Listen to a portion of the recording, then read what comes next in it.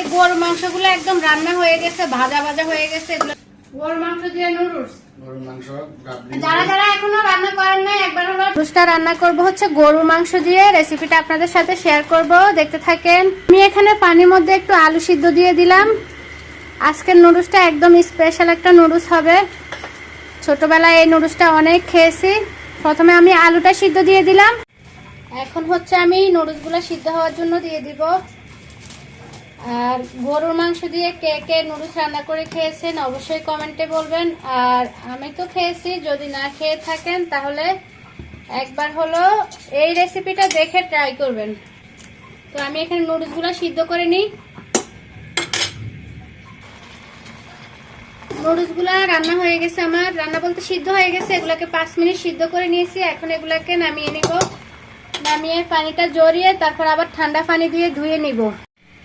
এখন হচ্ছে চলে আসলাম মূল রেসিপিতে। প্রথমে কড়াইতে তেল দিয়ে দিলাম। এখানে আমি গরুর মাংসটা দিব। গরুর মাংসটাকে একটু ভালো করে নাড়াচাড়া করে নিব। এখন হচ্ছে এখানে স্বাদ মতো একটু লবণ দিয়ে দিলাম। তারপরে এখানে একটু আদা গুঁড়া দিলাম। বাস, এখানে আর কোনো রসুন আদা বাটা এগুলো কিছুই দিব না। এখানে আমি নুডলসের মশলার প্যাকেটের যে মশলাগুলো আছে ওগুলাকে একটু খুলে নিয়েছি। এখান থেকে অর্ধেক মশলা দিয়ে দিব। এখন এখানে 1 কাপ পানি দিব মাংসটা সিদ্ধ হওয়ার জন্য।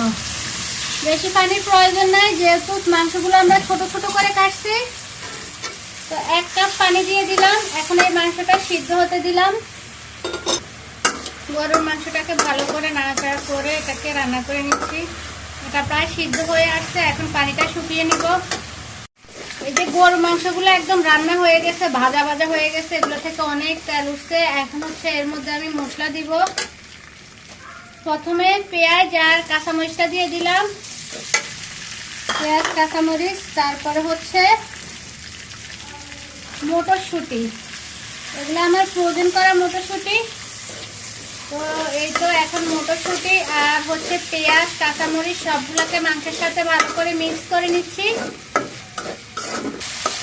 পেঁয়াজ আর হচ্ছে মটরশুঁটিটা একটু ভেজে নিয়ে এগুলাকে এক সাইড করে এখন হচ্ছে এর মধ্যে আমি ডিম দিয়ে দিব। 2টা ডিম দিয়ে দিলাম। এই নুডলসটা ছোটবেলায় ঈদের সময় মায়ের রান্না করতে, ছোটবেলা নয় এখনো রান্না করে। ঈদের সময় বেশিরভাগই আমাদের নোয়াখালী ডিস্ট্রিক্টে গরু মাংস দিয়ে নুডলস রান্না করে। গরু মাংস ছাড়া তো নুডলস রান্না করা অসম্ভব। তো অনেক মজা লাগতো। ঠান্ডা হয়ে গেলেও কিন্তু নুডলসটা খেতে কিন্তু অনেক ভালো লাগছে। এখন তো আমরা শর্টকাটেই সবকিছু করার চিন্তা করি। একটা ডিম দিয়ে কোনোভাবে রান্নাটা করে ফেলি। পেঁয়াজ দিলে দিই, না দিলে নাই, বা মশলাপাতি দিলে দিই, না দিলে নাই। কিন্তু এইভাবেই সবসময় আগে ছোটবেলা দেখতাম যে গ্রামের মধ্যে রান্না করতো। তবে হ্যাঁ, এটার সাথে আরো একটা জিনিস দিত, সেটা হচ্ছে চিংড়ি মাছ। তো আমার এখানে চিংড়ি মাছ না থাকার কারণে আমি দিতে পারলাম না। ডিমটাও ভাজা হয়ে গেছে। তারপরে এখানে আমি নুডলসের যে বাকি মশলাটা ছিল সেটাও দিয়ে দিলাম। আর এখন হচ্ছে আমি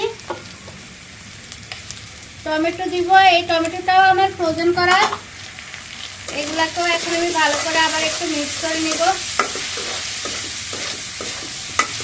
গ্রামের বাড়িতে নুডলসের মধ্যে গরু মাংস আর হচ্ছে চিংড়ি মাছটা না দিলে তো মানে নুডলস রান্না হবেই না এক কথায়। নুডলস রান্না করতে হলে আগে দেখতাম চিংড়ি মাছ আর গরু মাংস যে করে হোক ব্যবস্থা থাকতেই হবে। এখন হচ্ছে আমি এখানে নুডলসগুলো দিয়ে দিব। এই তো আগে থেকে সিদ্ধ করা নুডলস আর হচ্ছে আলুটা দিয়ে দিলাম। এখন এগুলাকে ভালো করে এটার সাথে মিক্স করব। আমি কিন্তু এখানে তেলের পরিমাণটা অনেক কম দিচ্ছি, যেহেতু গরু মাংসের মধ্যেও তেল আছে। তো নুডলসের মধ্যে তেলটা একটু কমিয়ে দিলাম।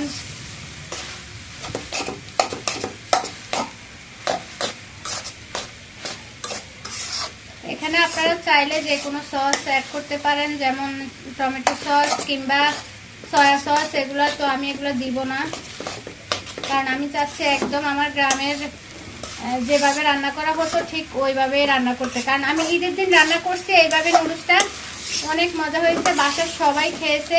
তো এই তো আমার নুডলস রান্না হয়ে গেছে, এখন হচ্ছে পরিবেশনের পালা। নুডলসটা রান্না শেষে যদি একটুখানি ধনেপাতা দেওয়া যায় তাহলে কিন্তু আরো ভালো হয়। তো আজকে ধনেপাতা ছিল না বিদায় আমি দিলাম না।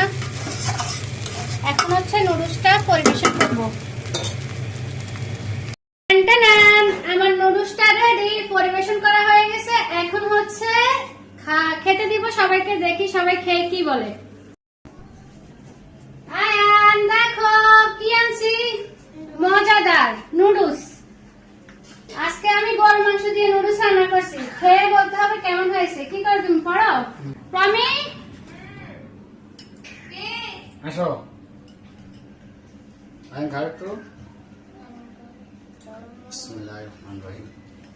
আমি একটু খাই, কেমন হয়েছে? অসাধারণ টেস্ট হয়েছে গরুর মাংস দিয়ে নুডলস। গরুর মাংস যারা যারা এখনো রান্না করেন না একবার হলো ট্রাই করবেন এই রেসিপিতে। আর আমার আজকের ভিডিওটা যদি ভালো লেগে থাকে তাহলে একটা লাইক কমেন্ট শেয়ার করে পাশে থাকবেন। আজকে এই পর্যন্তই, আল্লাহ হাফেজ।